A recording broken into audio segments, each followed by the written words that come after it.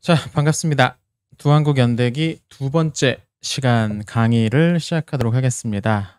지난 시간 했던 강의 제가 편집하면서 다시 봤는데 오랜만에 해서 제가 감이 좀 떨어졌는지 텐션도 많이 죽어있고 뭐 그러더라고요. 그래서 오늘은 조금 텐션을 올려서 진행을 해보도록 하겠습니다. 자, 지난 시간에 했던 내용 먼저 정리해 보겠습니다. 먼저 우리가 기억해야 되는 연도는 930년입니다. 물론 지금 나오는 모든 연대는 이제 BC, 기원 전이죠. 이 930년에 무슨 일이 있었냐면 솔로몬이 죽었습니다. 솔로몬이 죽고 그의 아들인 르호보암이 나라를 이어받으려고 하죠. 문제는 이 르호보암에게 권력을 이어받을 만한 능력이 부족했다는 점이죠. 솔로몬이 통치를 하는 동안 여러 가지 일들을 했는데 그중에 주요한 일이 대규모 건축 사업하고 높은 세금이었습니다. 근데 이 두 가지는 자연히 백성들의 반발을 일으켰는데 이걸 그의 아들인 르호보암이 제대로 컨트롤하지 못했다는 거죠. 솔로몬 자체는 굉장히 전제군주적인 인물이었습니다. 강력한 군대를 동원해서 영토를 정복하고 반대파를 가차없이 숙청하는 인물이었죠. 그러니까 그런 솔로몬이 있을 때는 불만이 끓어오르지만 터지지 않았다가 솔로몬이 죽고 나서 그게 터져 나온 거죠. 그리고 그걸 제대로 컨트롤하지 못해 정면으로 뒤집어 쓴 게 르호보암이었습니다. 백성들에게는 대안이 있었는데요. 그 대안이 누구냐면 바로 여로보암이었죠.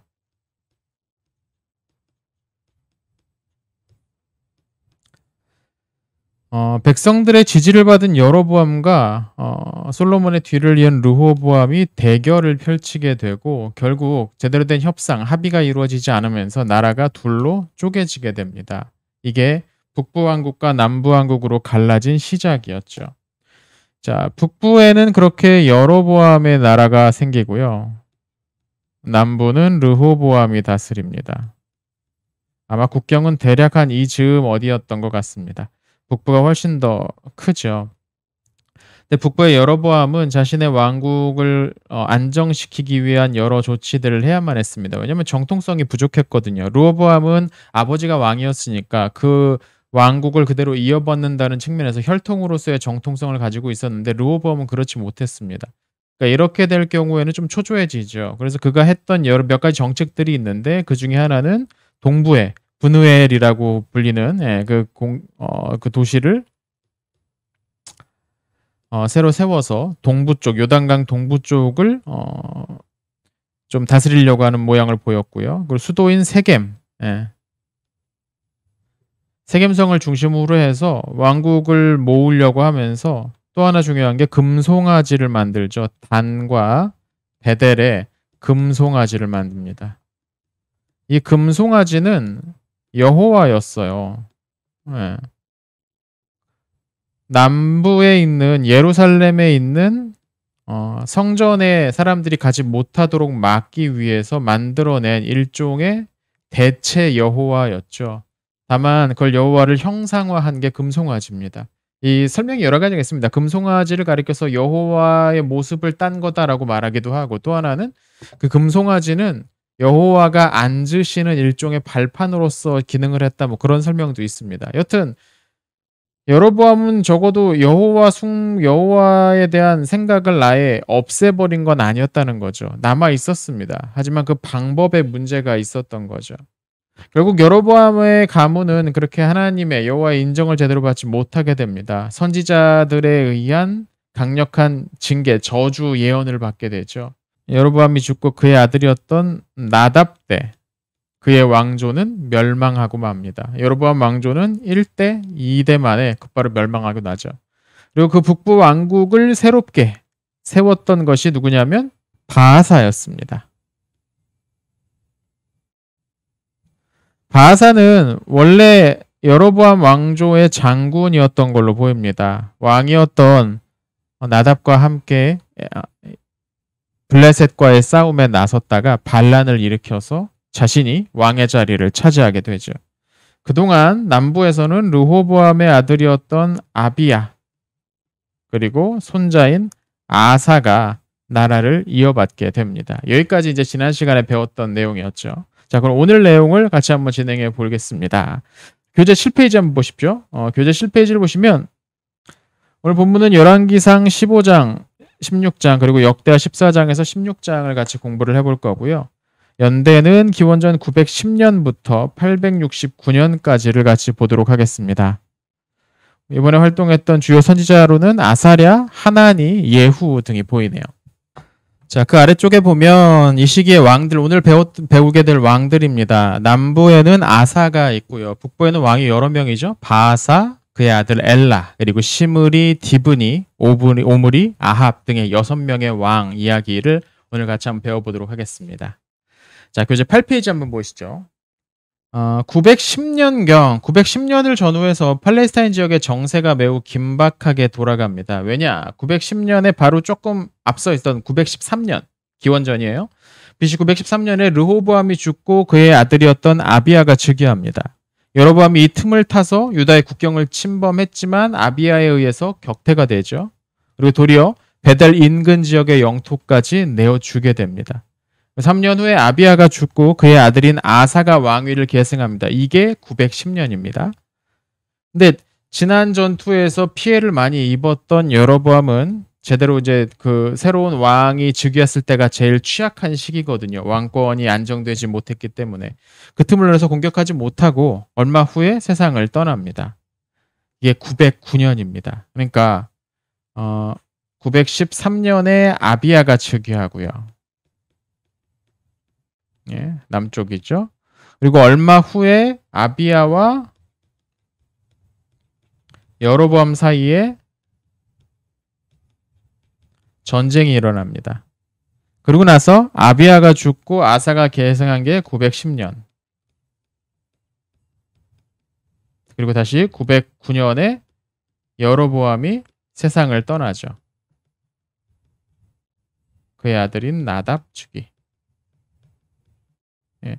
그러니까 대충 보면 한 3, 4년 두고서 굉장히 여러 가지 일들이 이 지역에 많이 일어났다는 그런 뜻입니다.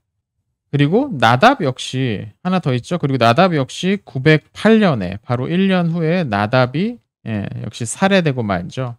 그리고 새로운 왕인 바아사가 즉위합니다. 자, 그럼 남왕국의 이야기를 조금 더 해보도록 하겠습니다. 아사가 즉위한 이야기죠. 자, 교재 8쪽의 중간 부분 역대하 14장 봅니다. 먼저 2절이고요. 빈칸은 다 채워주셨죠? 아사가 그의 하나님 여호와 보시기에 선과 정의를 행하며 이방 제단과 산당을 없애고 주상을 깨뜨리며 아세라상을 찍고 여호와께서 아사에게 평안을 주셨으므로 그 땅이 평안하여 여러 해 싸움이 없는지라 그가 견고한 성읍을 유다에 건축하니라 라고 되어 있습니다. 자, 그러니까 여기를 보면 성경의 기자, 특별히 역대하를 쓴 기록자는 아사가 하나님께 충성했기 때문에 하나님께서 그에게 은혜를 베푸셨다. 이렇게 역사를 해석하고 있습니다. 보면 아사가 한 일이 뭐냐면 선과 정의를 행했다라고 나오는데 선과 정의를 행한 게 어떤 거냐면 이방 제단과 산당을 없앴다. 이 산당에 대해서는 지난주에 말씀을 한번 드렸죠. 설명 한번 드렸었죠. 산당은 사설 성소를 가리킵니다. 이스라엘의 중앙 성소는 예루살렘 한 군데밖에 없잖아요. 예루살렘 한 군데밖에 없으니까 다른 데 사는 사람들, 뭐 이런 데 사는 사람들은 여기로 와서 예배를 드려야 된단 말이죠. 근데 이게 굉장히 힘들고 불편한 일입니다. 매주 여기로 왔다 갔다 할 수는 없는 법이니까요.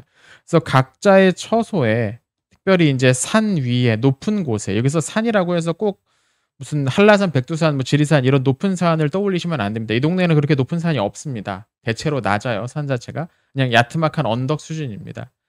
여기서 이제 높은 곳이란 뜻인데요. 그러니까 이 시기에 이 가나안 지역의 특징 가운데 하나는 이런 높은 곳에 신들을 위한 사당, 제단 뭐 이런 것들을 만들어 놓고 종교 행위를 지속했다라는 거죠. 그래서 이런 곳에서 여호와를 섬겼을 겁니다. 초기에는 하나님을. 근데 문제는 뭐냐면 이런 곳은 가나안 백성들이 이전에 우상들, 그 땅의 신들을 섬기던 곳과 겹친다는 거죠. 그리고 이런 식으로 겹치다 보면 자연스럽게 둘 사이에 혼합이 일어날 수밖에 없습니다.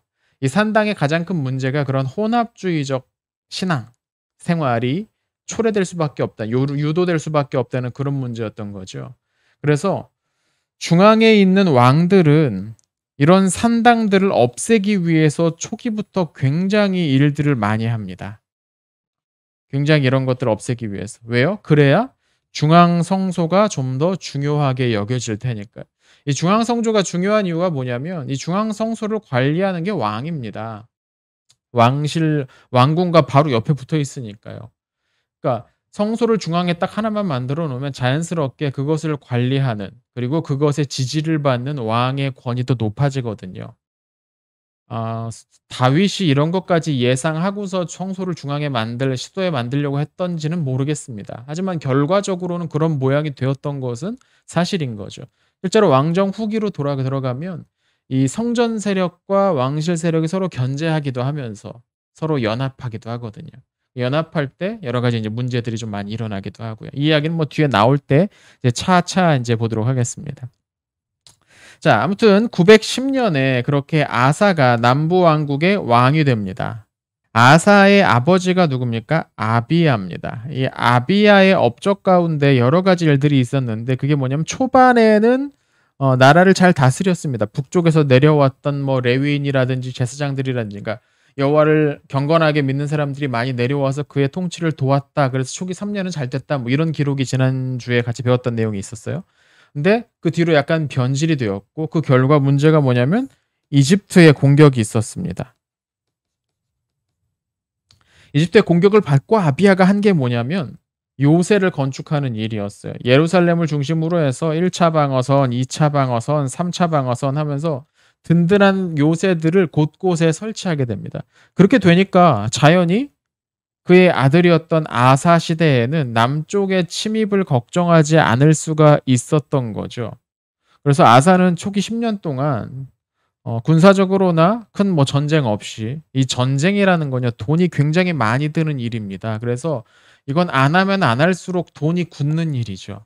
전쟁을 한번 일으키고 병력을 일으켜서 동원을 하게 되면 거기에 엄청난 돈을 쏟아 부어야 되기 때문이죠. 그러니까 전쟁이 안 났다라는 것 자체만으로도 그 나라가 평안하고 경제적으로 발전할 수 있는 기반이 되었다, 그런 의미와도 마찬가지죠. 그러니까 아사의 초기 통치의 어떤 편안함, 안정은 그의 아버지였던 아비야가 열심히 만들어 놓은 어떤 군사적 대비책 뭐 그런 것 때문이다라고도 할 수 있을 겁니다. 그리고 아사는 이 기간 동안 우상을 파괴하고 산당을 없애고 뭐 아세라상을 찍고 뭐 이런 일들을 하죠. 성경에 아사에게 평안을 주셨으므로 뭐 그런 표현들, 뭐 이런 것들이 이제 이걸 통해서 알 수가 있죠. 그럼 남쪽에서 그렇게 아사가 괜찮게 통치를 하고 있으므로 북쪽은 어떻게 되었을까요? 아까 말씀드렸지만 북쪽은 바아사가 통치를 하고 있었습니다. 근데 열왕기 교재 9페이지 보시면요. 열왕기 16장 2절 3절입니다. 빈칸 채워서 다 채워 놓으셨죠? 제가 한번 읽어드릴게요. 내가 너를 티끌에서 들어 내 백성 이스라엘 위에 주권자가 되게 하였거늘 내가 여로보암의 길로 행하며 내 백성 이스라엘에게 범죄하여 그들의 죄로 나를 노엽게 하였은즉 내가 너 바아사와 내 집을 쓸어버려 내 집이 느밧의 아들 여로보암의 집같이 되게 하리니 라고 되어 있죠. 자, 이 바아사가 쿠데타를 일으켜서 왕이 된 게 908년입니다. 남쪽에 아사가 왕이 된 게 910년이라고 했죠. 네. 아사는 910년, 바아사는 908년입니다. 뭐 거의 비슷한 시기에 왕이 됐어요. 얼마 차이가 안 났다는 거죠. 근데 이때 당시 북부의 수도가 어디였냐면 디르사였던 것 같아요. 약간 이제 변경이 있습니다. 원래 수도는 어디였습니까? 세겜이었어요. 세겜. 예. 근데 디르사는 그보다 약간 북쪽입니다. 이걸 누가 옮겼느냐? 아마도 여로보암이 옮겼던 것 같아요. 여로보암 초기의 수도가 세겜이었잖아요. 그런데 후반부에 보면 여로보암이 그의 아내를 선지자 아히야에게 보냈을 때 그 아히야가 집으로 돌아오는데 어디로 돌아가냐면 디르사로 돌아갑니다. 그러니까 수도가 바뀐 거예요. 디르사에 이제 집이 있었던 거죠, 왕궁이. 근데 그런 바아사에게 예후라는 이름의 선지자가 나타납니다. 예후라는 이름의 선지자가 나타나서 여기 나오는 본문의 그 경고를 하죠. 근데 이 경고를 가만히 들어보면요. 재밌는 구절들을 몇 개 좀 읽어낼 수가 있는데요. 첫 번째 뭐냐면 "내가 너를 티끌에서 드러내어서 이스라엘 위에 주권자가 되게 하였다."라는 표현이 나옵니다. 여기서 나는 여호와죠. 선지자가 하나님의 말을 대신하는 거니까. 여호와가 너를 티끌에서 들어 올려서 먼지죠. 티끌은 먼지에 들어 올려서 이스라엘의 주권자가 되게 하였다. 하나님께서 너 아무것도 아닌 너를 왕이 되게 하셨다라는 표현입니다. 그럼 어쩌면 여기에서 여로보암 왕조가 무너지고 바하사가 새로운 왕조를 세우는데 여호와를 따르는 사람들, 예, 여호와 세력이라고 해야 될까요? 예. 어쩌면 그런 사람들의 힘이 더해졌을지도 모른다고 추정할 수도 있습니다. 무슨 말이냐면 여로보암 왕조가 금송아지로 대표되는 하나님에 대한 불경건한 모습을 보이자 북왕국 안에서 북부의 영역 안에도 여전히 여호와 신앙을 간직하고 있는 사람들이 있었을 거 아닙니까? 그 사람들이 새로운 왕을 세우는데 협력을 했을지도 모른다라는 거죠. 또는 예후 같은 선지자가 이 바하사가 왕이 되는데 어떤 일종의 정당성을 부여했던 그런 역할을 했을지도 모릅니다. 왜냐면 쿠데타를 일으켰을 때 가장 큰 문제가 되는 게 정당성이거든요. 정통성 문제. 그래서 정통성이 없으면 뭐가 문제가 되냐면 정권을 안정적으로 이어갈 수가 없습니다. 그래서 어느 나라든 이 쿠데타를 일으킨 쪽은 명분을 만들려고 애를 많이 써요. 그런데 이 이스라엘의 특성상 하나님께서 그를 인정하셨다라는 선언, 그런 정당성, 명분은 굉장히 중요한 정통성이 될 수 있거든요. 어쩌면 그런 차원에서 바하사가 통치자가 되었을 때에 그런 식의 지지 또는 배후에 어떤 도움이 있었을지도 모른다고 우리가 추정해 볼 수도 있습니다. 그런데 그런 바하사가 왕이 되었을 때 하는 걸 보니까 제대로 하지 않더라는 거죠. 구체적으로 어떤 일을 하냐면 거기 3절에 나오는 것처럼 그가 여로보암의 길을 행했대요. 이 용어가 열왕기에 반복해서 계속 나옵니다. 여로보암의 길을 행했다. 이게 여로보암의 길을 행했다는 게 뭐냐면 금송아지 만들었다는 거예요. 예. 금송아지를 만들었다는 거죠. 금송아지를 왜 만들었다고요? 권력을 강화하기 위해 만들었다고 했죠. 남쪽의 예루살렘으로 사람들이 가는 것을 막기 위해서 자기 왕국 안에서 그들의 신앙을 유지시키기 위해서 여호와를 상징하는 금송아지를 계속해서 만들었다는 겁니다. 바하사의 종교 정책은 아마도 여로보암의 것을 그대로 답습했던 것으로 보입니다. 그러자 예후가 그것이 문제가 있다고 가서 크게 책망을 했던 거죠. 참고로 이 바하사라는 왕의 이름은 고약한 냄새가 나는 뭐 이런 뜻입니다. 이 이름이 좀 독특하죠. 이게 원래 진짜 이름인지 아니면 후대에 그에 대한 어떤 격을 떨어뜨리기 위해서 일부러 좀 비꼬아서 붙인 이름인지 모를 정도로 이름의 뜻이 그렇게 좋지 않아요. 자, 그럼 계속해서 북부에서 바하사가 그런 모습을 하면서 예후 선지자에 의해서 책망을 받고 있을 때 남부의 상황은 어땠을까요? 자, 아사의 초반부에는 10년의 평화가 있었습니다. 아까 봤죠. 네, 10년의 평화가 있었습니다. 근데 10년의 평화가 있었다는 건 그다음 11년째 문제가 생겼다는 거죠. 근데 정확히 말하면 11년째가 아니라 15년째입니다. 자, 이 구스 출신의 세라라는 인물이 대병을 이끌고 아사를 공격해 왔다라는 겁니다. 자, 그럼 이 구스는 어디냐? 이 지도를 보시면요. 여기가 지금 유대 지역이고요. 구스는 아마 이 아라비아 반도 남부의 어딘가 싶습니다. 이 땅이 굉장히 넓어 보이긴 하는데 뭐 지도상 그런 것도 있지만 여기에는 사람이 살기가 그렇게 좋지가 않아요. 대부분 건조한 땅이기 때문에. 그래서 이쪽의 출신이긴 했으나 뭐 여기 엄청난 큰 나라가 쳐들어왔다 그런 식으로 볼 필요는 없을 것 같고요. 아마도 이때 당시 쳐들어온 이 세라라는 인물은 이집트의 오소르콘 1세에 수하 내지는 그에게 종속되어 있었던 일종의 지방 권력자가 아니었나 싶습니다. 그러니까 여기 구스 출신이긴 했는데 여기 있는 병력들을 끌고 왔다기보다는 여기서는 사실 끌고 올 게 그렇게 많지가 않거든요. 그러니까 아마도 여기 출신인데 세라 오소르콘 안으로 아래로 들어가서 아마 이집트나 그 어간의 이제 병력들 또 자기의 사람들도 있겠죠. 그런 사람들을 데리고 와서 공격을 해왔다 뭐 이런 식으로 생각해 볼 수 있을 것 같습니다. 자, 그러면 아사가 이제 이거에 대해서 반응을 해야 되잖아요. 어떻게 싸울까요? 일단 지난 10년 동안 나라가 안정적이었기 때문에 재물 어느 정도 국가적으로 경제력이 상승해 있었을 겁니다. 그리고 당연히 이들과 함께 병력도 어느 정도 유지가 됐겠죠. 그래서 자신만만하게 세라가 쳐들어왔는데 오히려 반격을 받고서 아사가 그의 본거지로 쳐들어가기 시작을 합니다. 그래서 어디까지 쳐들어가냐? 그랄 인근까지 쳐들어갔다고 하는데요. 요건 또 지도를 바꿔봐야겠죠. 예루살렘이었고 그랄은 상당히 남쪽입니다. 한 이 정도에 있을까요? 여기가 한 그랄이라고 보이게 됩니다. 그러니까 예루살렘에서 그랄까지 밀고 내려왔다라는 거죠. 여기서 이제 대승으로 끝납니다. 근데 여기서 이제 이 지역은 이 그랄은 원래 블레셋 사람들의 영향권에 있어요.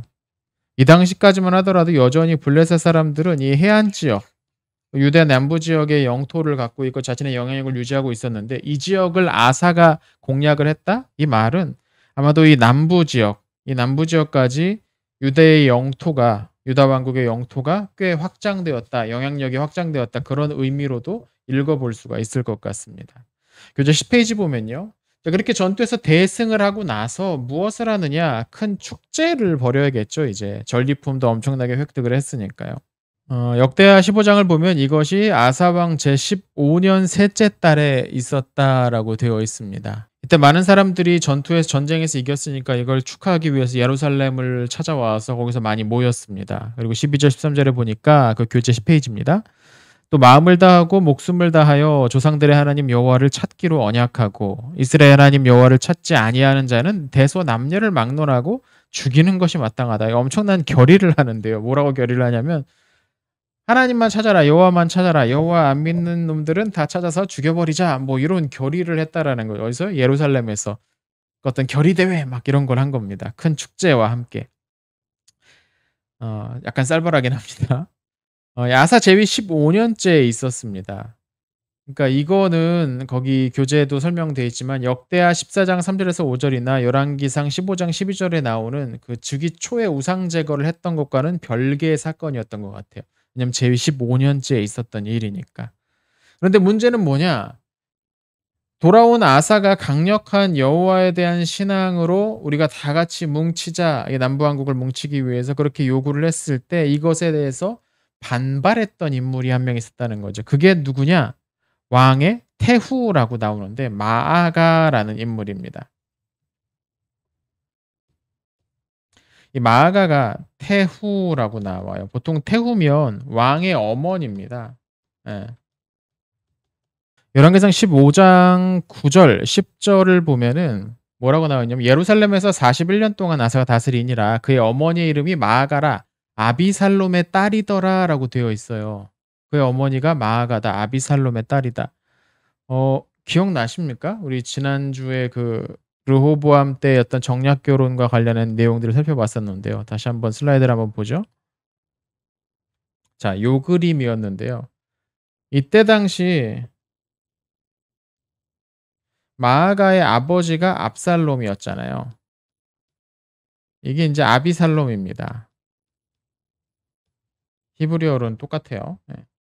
압살롬의 그 마아가 그리고 아비야의 아들이 누구냐면 아사였어요. 예.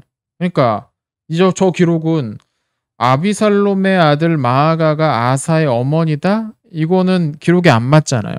근데 이걸 어떻게 볼 수 있냐면 이 어머니라는 히브리어는 할머니, 그러니까 모계 쪽 조상, 부모로 올라가는 조상을 가리킬 수 있습니다. 그러니까 아마도 그 열왕기 15장의 이 10절에 나오는 아사의 어머니가 마아가다, 압살롬의 딸이다라는 구절은 아마 할머니가 마아가다, 압살롬의 딸이다 이렇게 읽어도 될 것 같습니다. 왕의 할머니니까 그래도 꽤 건세가 있었죠.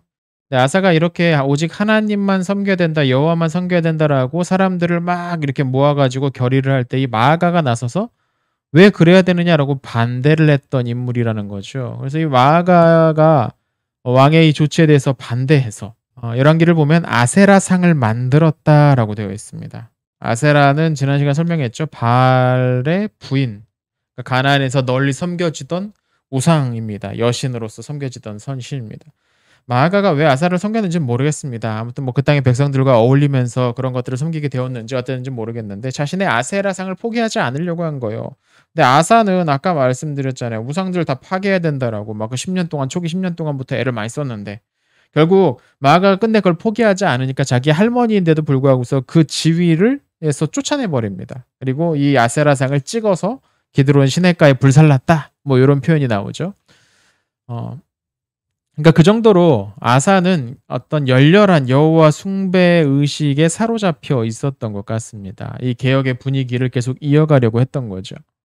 그런데 이렇게 어떤 남쪽에서 들어오는 세라와의 전쟁에서 큰 승리를 거두고 뭐 많은 전리품을 획득하긴 했는데 이 전쟁의 과정에서 많은 사람들이 희생되었던 것만은 어쩔 수 없었을 겁니다. 뭐 전투라는 게 한 명도 안 죽고 끝나기는 쉽지 않으니까요.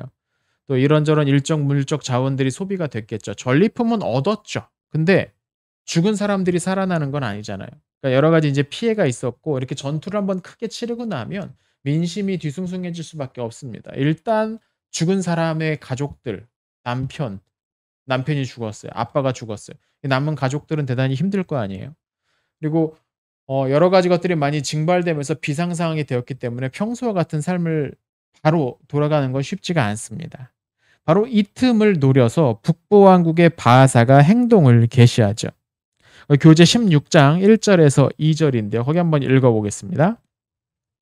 아사왕 제36년에 이스라엘 왕 바하사가 유다를 치러 올라와서 라마를 건축하여 사람을 유다 왕 아사에게 왕래하지 못하게 하려 한지라 라고 되어 있어요. 먼저 자, 이 라마가 어디냐? 이 예루살렘이고요.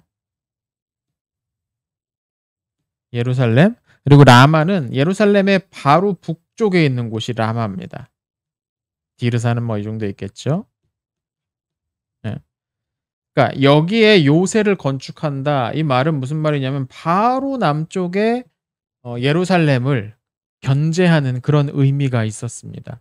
만약에 이 공사가 정상적으로 완성이 된다 그러면 마치 그 칼끝이 와 있는 듯한 느낌을 받을 수밖에 없는 거죠. 바로 우리 수도 바로 앞에 적의 군사 요새가 설치되어 있다. 뭐 이런 느낌이니까요. 당연히 이 아사는 이것을 빨리 해결을 해야 될 겁니다. 근데 군대를 몰고서 바로 올라가지 않았던 이유는 앞서 제가 설명드렸던 그런 이유 때문이었을 거예요. 무슨 이유입니까? 바로 전쟁을 치렀기 때문에 힘이 좀 딸렸던 거죠. 그래서 그가 선택한 것이 뭐냐면 아람이었습니다. 이스라엘의 이 북동부 지역에 널리 퍼져 사는 민족이 아람족이었어요. 이 아람의 도움을 받아서 이 북부의 바하사를 견제하기로 했던 거죠. 사람을 보내서 아람의 왕 벤하닷에게 도움을 요청을 합니다. 그럼 아람이 북쪽에서 북부 왕국을 공략을 하면 이 바하사가 남쪽에 신경을 쓰기보다는 이걸 군대를 사람을 돌려가지고 북쪽으로 올라가서 이걸 먼저 맞서 싸워야 될 거 아니에요. 그러니까 적의 배후에 서서 배후를 좀 교란시켜 주십시오라고 요청을 했던 거죠. 물론 그 금전적인 대가가 있었을 거고요. 성경 역대하 16장 2절 쪽에 보면 아사가 여호와의 전 곳간과 왕국 곳간에 은금을 내어다가 담메색에 사는 아람 왕 베나닷에게 보내며 이르되 뭐 이런 표현이 나오죠.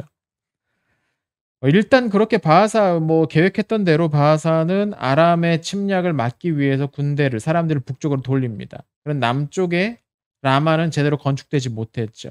그래서 아사는 이 라마를 건축하려던 자재들을 빼앗아다가 자기의 그 왕국 그 경계를 든든하게 만드는 일에 사용하게 됩니다. 이거 재밌죠? 적의 자재를 뺏어다가 자기의 필요한 것들을 만납니다. 그렇게 일이 깨끗하게 끝났을 걸로 생각을 했을 텐데 문제가 있었던 거죠. 아사의 그런 일을 반대했던 사람이 있었습니다. 그게 누구냐면 바로 하나니였어요. 선지자였습니다. 하나니가 아사에게 와서 책망을 합니다. 왜 이방인인 베나닷에게 도움을 요청하느냐?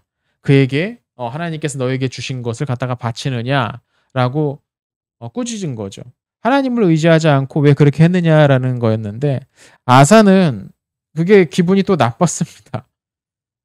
좀 바로 얼마 전까지 하나님 안 믿으면 죽여버리자 뭐 이렇게 했던 왕이라고 하기엔 조금 그렇긴 한데 뭐 이때 당시에는 이제 기분이 좋지 않았나 봐요. 그래서 하나니를 감옥에 가둡니다. 양쪽에 틈이 이제 벌어지게 된 거죠. 자, 여기서 한 가지 짚고 넘어갈 게 있는데요. 이 사건, 그러니까 북부의 바하사와 남부의 아사가 충돌했던 게 아사 36년째다라는 겁니다. 아사 36년째. 이게 문제가 뭐냐면 바하사는 아사 3년째에 바하사가 왕이 돼요. 그리고 얼마를 통치를 하냐면 24년을 통치해요. 그럼 아사 3년째 즉위해서 24년이 됐으면 아사 27년에 죽은 거잖아요, 바하사가. 근데 아사 36년째에 라마를 바하사 건축하러 왔다? 이건 뭔가 시간대가 맞지 않습니다. 그죠? 물론 이거 성경 그냥 읽어 나가시는 분들한테는 36년이 뭐 27년이 귀에 들어오겠습니다. 눈에 안 들어오지 않으실 텐데 계산을 잘 해보면은 그렇습니다. 그러니까 여기에 나오는 36년째라는 성경 기록은 오류일 겁니다. 아마도 필사자가 이 연도를 수정했던 게 아닌가 옮겨 적으면서라고 추정이 되고 왜 그렇게 추정을 했을까? 36년째가 어떤 건데 아마도 이건 아사가 즉위한 지부터 36년째라는 뜻이 아니라 남북왕국이 분열된 930년부터 36년째 되던 해에라는 뜻인 겁니다. 그럼 그렇게 되면 계산을 해보면 어떻게 됩니까? 930 빼기 336년 하면은 894가 되겠죠. 그러니까 이 바하사가 아사를 공격하려고 라마를 건축하려 했던 것은 BC 894년에 있었던 일이라는 걸 우리가 대충 계산해 볼 수가 있을 겁니다. 아사가 왕이 된 게 BC 910년이었으니까 BC 894년이면 아사 왕이 다스린 지 16년째 되던 해입니다. 아까 15년째에 세라의 전쟁이 있었잖아요. 그러니까 바로 그 이듬해인 16년째 라마를 건축하려고 했었고 그러니까 이게 세라와의 전쟁을 치른 다음에 좀 나라가 안정이 되지 않았을 때를 노렸다는 걸 우리가 이 계산을 통해서 알 수가 있는 거죠. 자, 그럼 우리 이야기를 이제 다시 한번 북부왕국으로 넘어가 보도록 하겠습니다. 자, 앞서서 선지자가 나와서 바하사를 강력하게 책망을 했던 부분을 먼저 좀 말씀을 드렸는데 이건 바하사가 즉위하자마자 그런 일이 있었던 건 아니고 아마 좀 후대에 있었던 거 시간이 좀 지난 다음에 일어났던 일이겠죠. 어느 정도 통치를 하는 걸 보니까 영 안 되겠다 얘는 뭐 그렇게 싶었던 거예요. 다시 이제 그 부분 보겠습니다. 교재 11쪽 한번 보세요. 자, 그렇게 남부왕국에서 그렇게 아사와 하나니가 견제를 하면서 뭐 싸우고 있을 때 북부왕국에는 아까도 말씀드렸지만 바하사와 예후가 대결을 펼치고 있었습니다. 그러니까 아사왕 16년, 바하사로는 14년째에 있었던 그 도발, 라마 사건의 그 도발로 아무런 성과를 얻지 못하고 도리어 아람이 북부에서 공격해 오면서 북부 지역에 피해를 입었단 말이죠. 그러니까 바하사가 민심을 얻지 못했을 가능성이 높습니다. 그리고 그가 지지에 좀 흔들리니까 이때 신앙적인 면에서도 그가 제대로 하지 못했던 점이 드러나죠. 예후가 나타나서 그것을 문제 삼습니다.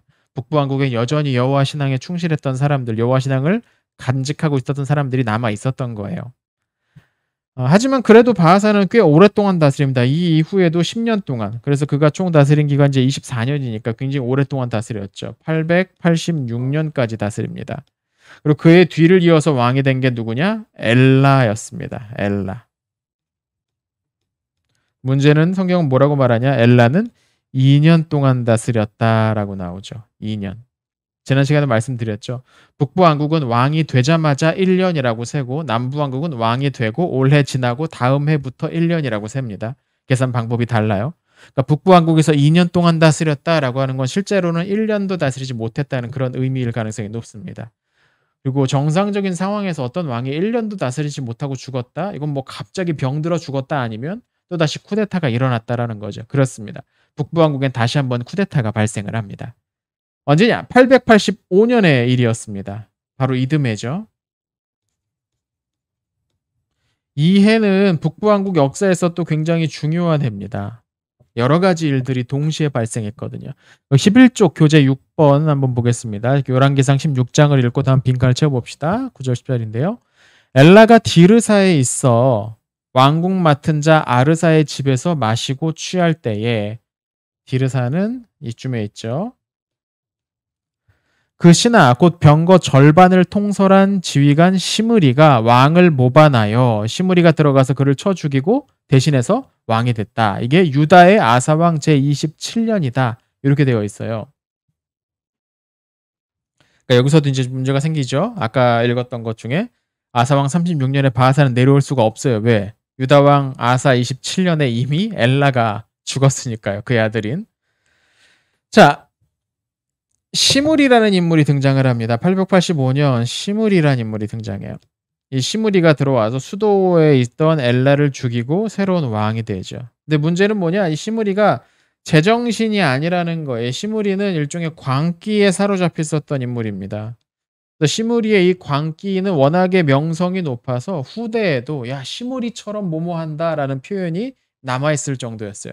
그러니까 진짜 쟤는 완전 미친 것처럼 뭐한다 그런 뜻이었던 거예요. 이 시므리는 왕이 되자마자 아주 철저하게 숙청을 합니다. 그러니까 그의 아버지 엘라의 아버지 바하사 가문을 완전히 다 쓸어버립니다. 아예 다 지워버립니다. 이건 앞서서 예후가 했던 예언과 마찬가지죠. 네가 여로보암의 길을 따라갔으니 여로보암 집처럼 너희 집도 될 것이다. 그 가문이 다 사라져버릴 것이다 라는 거죠. 문제는 뭐냐면 이 과정이 너무 잔혹했다라는 겁니다. 그래서 인심이 떠나버렸어요. 시므리로부터. 그렇잖아요. 이게 처음에는 막 뭔가 문제를 개혁하겠다 뭐 했다 막 했더라도 이게 너무 과격하게 진행이 되면 그 가운데에 불필요한 희생자들까지 나타날 수밖에 없습니다. 일이라는 게 꼭 칼로 자르듯이 이거 아니면 저거라는 식으로 되지 않거든요. 복잡하게 이게 얽혀 있고 이게 얽혀 있는데 10이라면 그중에 한 3 정도 얽혀 있는 사람하고 7 정도 얽혀 있는 사람이 다르단 말이에요. 근데 이걸 다 깨끗하게 쓸어버리겠다라고 다 아예 그냥 부정은 조금이라도 없애버리겠다 그러면 그 타협하면서 살았던 사람들, 그건 어쩔 수 없어서 타협했던 사람들, 협력했던 사람들까지 다 피해를 입을 수밖에 없거든요. 아마 이 시므리의 숙청이 그런 결과를 초래했던 것 같아요. 수도인 디르사의 인심이 시므리에서 떠나버립니다. 그러자 얼마 후에 이 시므리의 경쟁자가 또 한 명 나타나죠. 그의 이름은 오므리였습니다. 자, 이때 당시 오므리는 어디 있었느냐? 시므리가 이제 수도에 있었고요. 네. 오므리는 성경을 보면 기브돈이라는 곳에 있었다고 나옵니다. 이 기브돈은 어디냐면 이 블레셋 쪽 방면이었어요. 네. 블레셋 쪽 방문에 여기에 오므리가 있었습니다. 이 당시 오므리는 병력을 이끌고 전선에 나가 있었던 걸로 보입니다. 블레셋은 이 한동안 굉장히 오랫동안 이스라엘 북왕국 남왕국이 거의 멸망할 때까지 살아남아요. 그러니까 이 세력은 늘 골칫거리였죠. 그래서 북왕국에서도 이 기브돈으로 가서 블레셋 사람들과의 어떤 견제, 싸움을 하러 보냈던 건데 이 오므리가 수도에서 시므리가 반란을 일으켰다는 것을 들은 겁니다. 자, 그러니까 가만 보는데 시므리에 대한 민심이 그렇게 좋지 않거든요. 이게 중요한 거예요. 아까 말씀드렸잖아요. 쿠데타를 일으켰을 때 가장 취약한 게 정통성이다. 이 정통성을 어딘가에서 얻어내야 되는데 시므리는 그걸 얻지 못했던 거죠. 도리어 민심의 이반을 초래했던 겁니다. 고작 며칠 만에. 숙청이 너무 강했던 거죠. 이 개혁이 너무 강했던 거예요. 그러자 오므리가 가만히 보니까 이거 나도 할 수 있을 것 같아. 나도 왕할 수 있을 것 같아. 야 너도? 야, 나도. 이렇게 된 것이요. 그래서 군대를 이끌고 다시 백합니다. 수도로 돌아가요. 그래서 수도를 사이에 두고서 시므리와 오므리가 싸움을 벌이게 됩니다. 근데 가만 보니까 시므리에 대한 주민들의 인심이 이미 떠나버린 상태니까 시므리가 가만 보니까 여기서 내가 뭘 해봤자 꼼짝 못하고 죽을 수밖에 없겠구나 싶었던 거죠. 결국 오므리에게 이 성문이 열리게 되고 군대에 완전히 고립되어서 왕궁에 고립된 시므리는 결국 스스로 목숨을 끊습니다. 왕궁에 불을 질러버리죠. 가장 죽을 때도 이게 약간 좀 미친 사람처럼 죽지 않습니까? 불 질러버리고 거기서 불에 타서 죽어요. 예. 그런 모습으로 비극적으로 이제 시므리는 세상에서 사라지게 됩니다. 이제 돌아온 오므리가 북부 왕국을 지배하게 됩니다. 근데 이 오므리의 이 통치 시기를 가만히 보면 이게 바로 오므리가 왕이 되어서 다스린 건 아니었던 것 같아요. 성경 한번 볼게요. 교재 마지막 페이지 2과 12쪽입니다. 열왕기상 16장 23절 24절인데요. 유다의 왕 유다의 아사왕 제31년에 오므리가 이스라엘의 왕이 되어 12년 동안 왕위에 있었으며 12년 동안 왕이지만 북왕국은 왕이 되자마자 1년이니까 실제로는 11년 내지는 10년 안팎일 겁니다. 디르사에서 6년 동안 다스리니라. 이 디르사에서 6년 동안 다스려. 그가 은 2달란트로 세멜에서 사마리아 성을 사고 사마리아 산은 어딨냐면 디르사에서 조금 더 중앙부에 있습니다. 네. 이 세멜 산을 사요. 이 세멜에게서 이 사마리아 산을 사고 거기에다가 새로운 도시 사마리아를 건축했다. 이게 산이라지만 높은 산이 아니에요. 그냥 야트막한 언덕이에요. 방어의 요충지입니다. 그 앞에 이렇게 길이 지나고 있어요. 이 사마리아라는 곳이. 그러니까 교통의 길목에다가 이제 건설을 했다는 거. 산 위에 건설했다고 해서 무슨 남한산성 그런 거 떠올리시면 안 됩니다. 자, 그러니까 초기 6년은 디르사에서 다스리고 후기 6년은 사마리아에서 다스렸다 이렇게 되어 있어요. 그런데 이 초기의 다스림이 그냥 안정적으로 있었던 건 아닌 것 같고요. 오므리에 반대하는 또 한 명의 인물 디브니라는 인물이 있었던 것 같아요. 그러니까 오므리는 시므리를 죽이고서 왕이 되었는데 그 왕이 되자마자 시므리가 죽자마자 디브니라는 인물이 또 오므리에게 대항해서 맞서 싸웠던 것 같다는 거죠. 자, 그렇게 오므리의 2차전이 시작이 됩니다. 오므리. 성경은 오므리를 따르는 사람들이 디브니를 따르는 사람들을 이겼다. 그래서 디브니가 죽고 오므리가 왕이 되었다라는 표현이 나옵니다. 근데 이 과정이 그냥 단순한 한 번의 싸움, 전투가 아니라 꽤 오랫동안 한 6년은 지어졌던 것 같아요. 그럼 디르사에서 6년을 왜 다스렸느냐? 빨리 가지 않고 그게 아마 디브니와의 싸움 때문이었을 것이다 라고 추정이 될 수 있는 거죠. 이것만이 아니고 또다시 추정할 수 있는 게 몇 개가 좀 있습니다. 뭐냐면 성경을 보면은 아사 31년에 오므리가 왕이 됩니다. 그래서 12년을 다스렸다라고 기록이 되어 있어요. 재밌는 부분이에요, 이게. 근데 또 하나 보면 거기 교재에 나오죠. 29절을 보면은 아사 38년에 아합이 왕이 되어서 통치를 했다라고 되어 있습니다. 계산이 어떻게 이상한지 눈에 보이시죠? 31년에서 38년까지는 7년밖에 안 돼요. 네, 7년밖에 안 돼요. 근데 오므리가 12년을 다스렸다면서요. 그러면 이건 문제인 거잖아요. 7년밖에 안 지났는데 오므리가 또 된다? 이거 이상하죠. 계산을 어떻게 봐야 되느냐? 원래 오므리가 왕이 된 건 아사 27년이었던 것 같아요. 아사 27년에 오므리가 왕이 됩니다.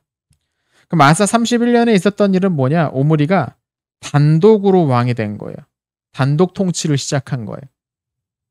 이 디브니와의 전투에서 이기고서 단독 통치를 시작한 게 아사왕 31년이었던 거죠. 그럼 12년은 뭐냐면 원래는 이걸 여기서부터 계산을 해야 돼. 여기서부터 쭉 12년을 계산을 해야 돼. 그럼 계산해보면 나오잖아요. 27년에서 38년이니까 빼면 11년이지만 북부왕국은 왕이 되자마자 1년이라고 친다고 했죠. 그러니까 여기서까지가 12년이 되는 거죠. 북부 계산으로는. 예. 이렇게 하면 이제 이 설명이 이해가 됩니다. 단독으로 왕이 된 게 31년이고 처음으로 왕이 된 건 27년이다. 자, 그럼 여기서 또 한 가지 문제가 뭐냐면 27년에 왕이 돼서 31년에 단독 통치를 했으면 실제로는 4년 동안 내전을 벌인 거 아니냐. 근데 왜 6년이라고 하느냐. 이 4년이라는 거 6년이라는 건 6년을 꽉 채웠다는 게 아니라 4년 바로 앞에 1년에 마지막 한 2달 4년 지난 다음에 1년에 또 한 달 또는 뭐 한 석 달 뭐 이렇게 해도 이거 다 포함하면 북부 계산으로는 6년입니다. 이게. 예. 이게 6년으로 그렇게 이제 계산을 했다라고 우리가 볼 수 있다는 거죠.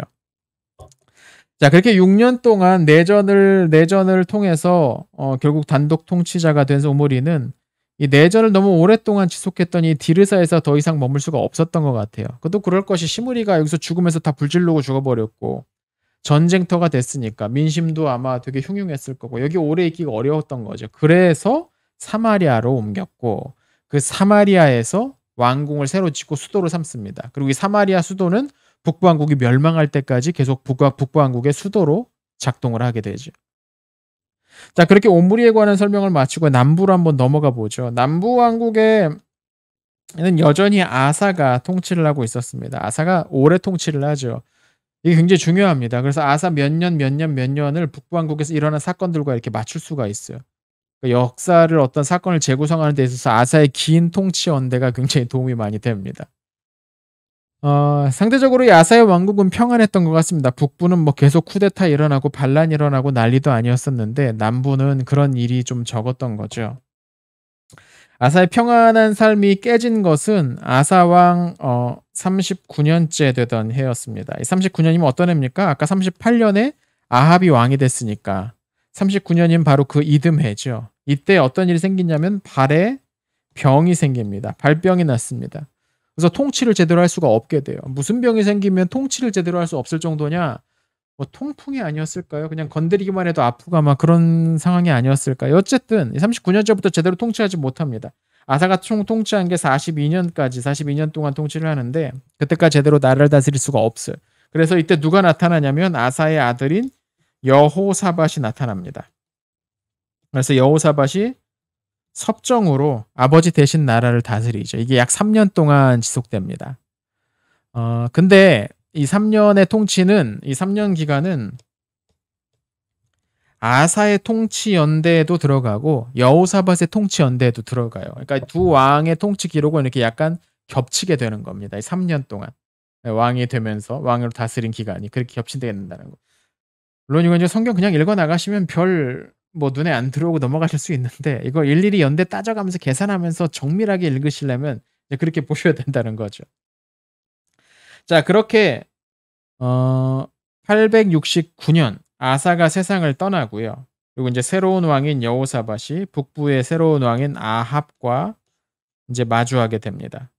이 두 사람이 다스리던 시기에 또 이 팔레스타인 이 가나안 땅 인근 지역에 중요한 변화들이 생깁니다. 이전에 두 나라는 서로 적대하기 바빴는데요. 이제부터 두 관계가 바뀌게 되죠. 이 이야기는 다음 시간에 계속 이어가도록 하겠습니다. 교재 12페이지 하단에 나오는 그 남북 왕국 비교 대조 연대표 참고하시면서 오늘 배웠던 내용 다시 한번 점검해 보시면 좋을 것 같네요. 오늘 강의는 여기서 마치겠습니다.